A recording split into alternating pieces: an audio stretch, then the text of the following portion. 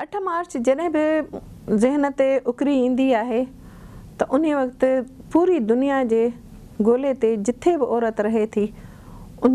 सभिनी औरतुनि खे जेको आहे सो जीअं यादि कयो वञे थो त मां सम्झां थी त औरत दुनिया जे कहिड़े बि जाइ ते रहे थी उन्हनि जा बुनियादी मसइला बुनियादी हक़ उन्हनि जूं ज़रूरतूं कहिड़ियूं आहिनि ऐं कीअं पूरियूं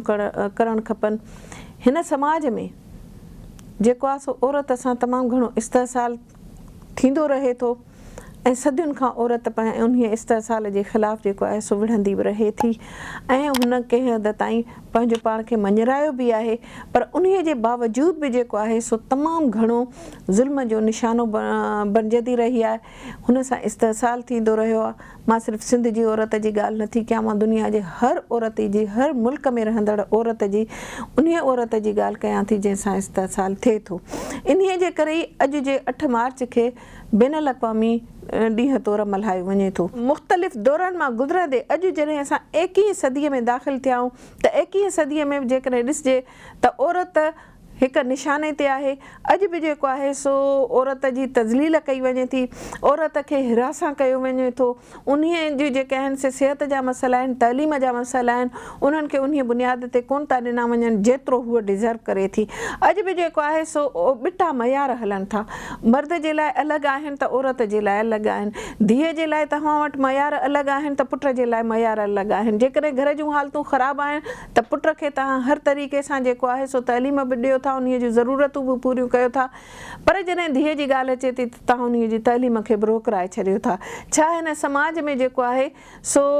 होची मुंहिंजी चवाणी त मुआशिरो जेको आहे उन में जेका गाॾी हले थी, ज़िंदगीअ जी गाॾी हले थी, उन जा 2 फीथा जेके आहिनि, हिकु औरत ॿियो मर्द, त जेकॾहिं तव्हां हिकिड़े फीथे खे कमज़ोर करे छॾींदव त पोइ तव्हां कीअं सम्झो था त तव्हां पंहिंजी मंज़िल ते पूरा पहुची सघंदव। असांखे इहा ॻाल्हि सम्झणु खपे त असां जे मुहज़िब मुआशिरे में रहूं था, असांजी तहज़ीब बि आहे, सकाफ़त बि आहे, पर इन्हीअ सां गॾोगॾु औरत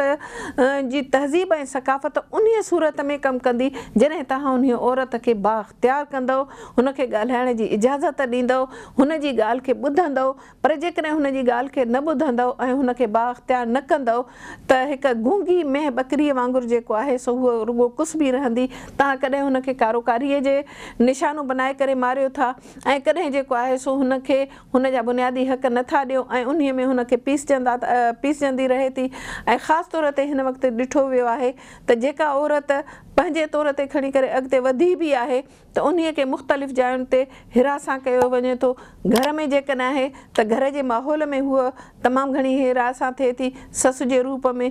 नुंहं जे रूप में, धीअ जे रूप में इस्तेहसाल हुन सां थींदो रहे थो। जॾहिं त 21वीं सदीअ जो मयार जेको आहे उन में जेकॾहिं तव्हां 21वीं सदीअ में बि औरत खे बाख्तियार ऐं सलाहियतुनि जे बुनियाद ते तव्हां हुनखे बासलाहियत न कंदव त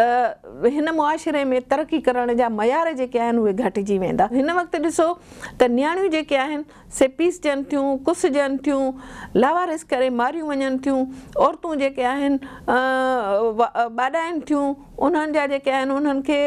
हिकु क़िस्म जो ॿिए दर्जे जो शहरी बणायो थो वञे ऐं उन्हनि खे ॿुधो कोन थो वञे। अहिड़े तरीक़े सां हू पंहिंजे अज़ियतुनि जे ओढ़ा में अॼु बि जेके आहिनि से औरतूं पंहिंजो निशानो बणिजनि थियूं। इन्हीअ जे करे ज़रूरी आहे त हे जेको सिलसिलो शुरू थियो आहे औरत मार्च जो, मां इन्हीअ जी तमामु घणी हिमायत कयां थी, छाकाणि जेकॾहिं इहे औरतूं आख़िर ॾिसो तव्हां हिकिड़े भठे में कंहिंखे विझो था, कची मिटीअ खे विझो था, उहो बि पची जॾहिं तयारु थिए थो त उन खां पोइ तव्हांजे कमु अचे थो। अॼु जेके हे औरत मार्च में जेके औरतूं निकितियूं आहिनि उन्हनि जेको आहे सो पंहिंजी सलाहियतुनि जो मुज़ाहिरो कंदे उन्हनि जायुनि ते वयूं आहिनि ऐं हुननि खे जेका मोट मिली आहे उहा इहा मोट मिली आहे त असां सदियुनि खां इंतज़ारु कयूं पिया, असांजो केरु आवाज़ु ॿुधण वारो आहे। सो अॼु उहो आवाज़ु ॿुधण जे सिलसिले में इहो सिलसिलो शुरू थियो आहे, तंहिंजे करे असां उन जी हिमायत कयूं था। औरत खे जेके ॿिटे मयार में हीसायो दॿायो वञे थो, चाहे उहो घर हुजे दफ़्तरु हुजे,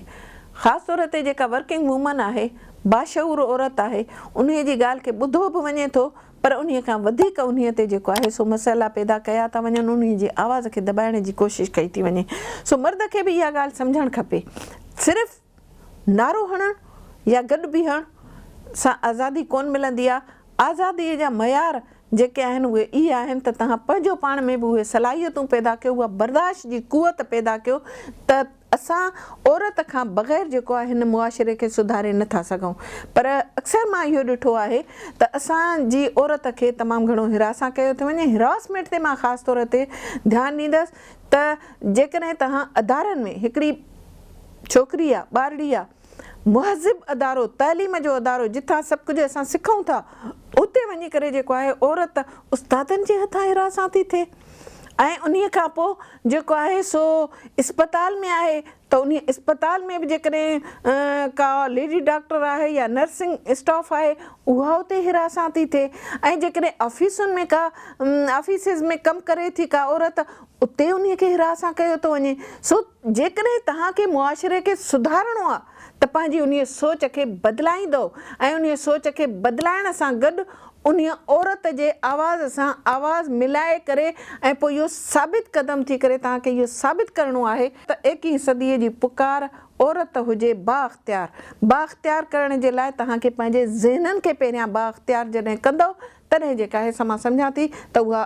औरत बाअख्तियार थींदी, माना ॿी सूरत में औरत ख़ामोश कोन वेहंदी। इहे काफ़िला जेको सिलसिलो शुरू थियो आहे, इन काफ़िले जो सिलसिलो हाणे ख़तमु कोन थींदो, इहो हलंदो रहंदो, रवां दवा रहंदो। जे चवंदा आहिनि त पंहिंजी रत में रेटो झंडो उभताईं झूलींदो, अहिड़ो ॾींहुं बि ईंदो साथी, अहिड़ो ॾींहुं बि ईंदो। सो केतिरा जेके हिन से रस्तनि में रुकावटूं विझंदो, केतिरा कंध कपाईंदो, केतिरियुनि नियाणियुनि जा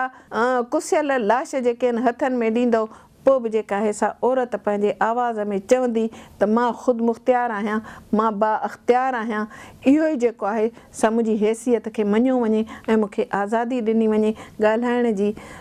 अॻिते कमु करण जी ऐं उन्हीअ खां पोइ इल्मु हासिलु करण जी, सिहत जी। मां बाअख्तियार हुजां ऐं मां ख़ुदि मुख़्तियार हुजां पंहिंजे फ़ैसिलनि खे मञराइण जे लाइ। विज़िट कयो अवामी आवाज़ मीडिया ग्रुप जी वेबसाइट awamiawaz.pk।